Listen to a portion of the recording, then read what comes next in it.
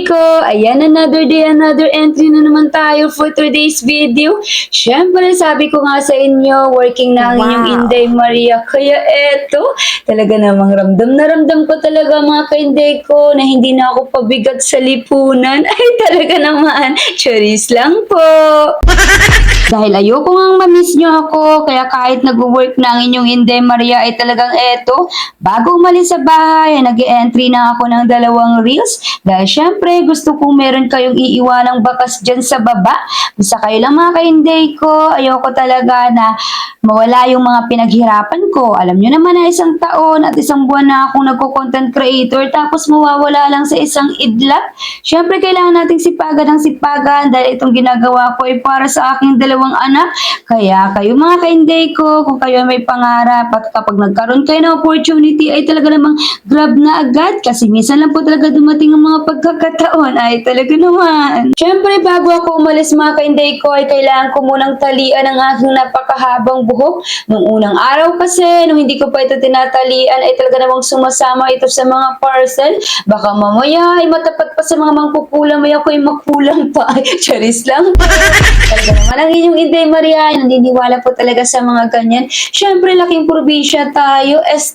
Wow! Nakatira din pala ako sa probinsya mga ka-Inday ko nung bata pa ako. Kaya marami akong mga paniniwala na talaga namang pinapaniniwalaan. Ay talaga naman, ano raw? Dahil malapit nga lang mga ka-Inday ko ang pinapasukan ko, kaya eto, nakakauwi ako tuwing tanghalian para makasama ko naman ang aking dudong Kalip at Inday Sofia. At nung pabalik na nga ako mga ka-Inday ko doon sa pabrika ay talaga namang sumunod pa itong aking 2 Junakis. Talaga namang mahal na mahal nila ako kahit madalas ko silang napapagalitan. Syempre hindi naman talaga natin gustong pagalitan ng ating mga anak. At ramdam na ramdam ko talaga mga ka-Inday ko na kapag akong nawala sa bahay ay talaga namang itong aking 2 Junakis ay hindi talaga mabubuhay. Ay, charis lang po. May pagat. At ginabi na nga ako ng uwi mga ka-Inday ko dahil nagkaroon ng overtime sa pabrika. Syempre, grab the opportunity na naman dahil sayang yung 2 oras na magiging overtime. O diba? Mukhang pera talaga ang inyong Inday Maria. No. Charis lang po. At kung kinagabihan nga mga ka-Inday ko, pagka uwi ko ay nagbihis lang ako sa bahay. Tapos kinuha ko na yung pinasabay kong soft drinks dito sa kapitbahay namin. Dahil syempre, bilang isang content creator, bilang isang working mom, ay nagtitinda din tayo. Pero soft drinks lang talaga ang nagagawa kong ibenta dito sa aming inuupahan. Dahil alam niyo naman na sobrang dulong-dulo ito. Kumbaga sa mga planeta ako ay nasa Pluto. Charis lang po. Gusto ko talaga mga ka-Inday ko yung ine-entryhan ako ni Inday Sofia tuwing kinukuha ko yung soft drinks na pinapadeliver namin. Dahil natutuwa talaga ako every time ginagamit ko tong karitilya na to. At dahil nga sa alam niyo naman ang inyong Inday Maria ay talagang napaka-friendly kaya eto, lahat ng madaanan ko ay merong stopover. Ay, naman.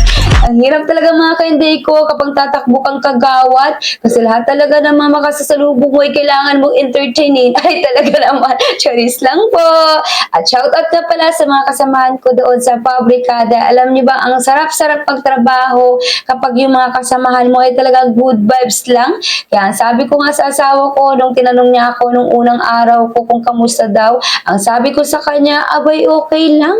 Enjoy na enjoy ako dahil sila yung mga taong gusto akong makasama, hindi katulad ng iba. Ay talaga naman.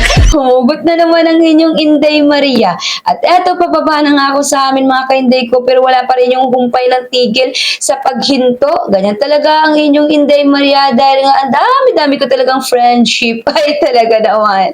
So, ilang mga ka-Inday ko, basta palagi ko sinasabi sa inyo, kahit sobrang busy nyo, kahit ang dami nyong ginagawa, at kahit pinanghinaan na kayo ng loob, dahil sobrang baba ng views nyo, ay talaga namang pilitin nyo pa rin makapag-entry, dahil sayang naman yung pagod, hirap, na pinagdaanan natin sa paggawa ng kontento, nag-uumpisa pa lang tayo. Laban lang tayo ng laban dahil malay nyo, yung araw na pinalagpas nyo, ayan na palang swerte nyo dito sa mundo ni Meta, o diba?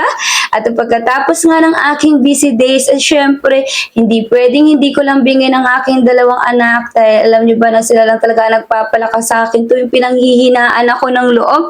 Ganun talaga siguro tayong mga magulang, talagang anak lang yung nagpapalakas sa atin, wag na yung mga asawa. Ay, charis lang po. Dahil lang talaga mga kainday ko, sobrang blessed ko din sa panganay kong anak kasi palagi niya talaga akong sinusuportahan. Ay, talaga naman. Ang arte-arte. Basta lang mga kainday ko, palagi ko talagang sinasabi sa inyo, yung paggawa nyo ng content, samahan nyo ng dasal, sipag at tiyaga. Talagang magbubunga at pagbubunga po talaga yan, lalo na kapag sinipagan natin. At eto, umentry nga ako dito ng kaharutan dance. Ay, talaga naman. Siyempre, ang inyong Inday Maria, alam niyo namang feeling talaga yan. Kaya hindi mawala ang aking pasayaw-sayaw portion. So, ilang mga ka-Inday ko. God bless!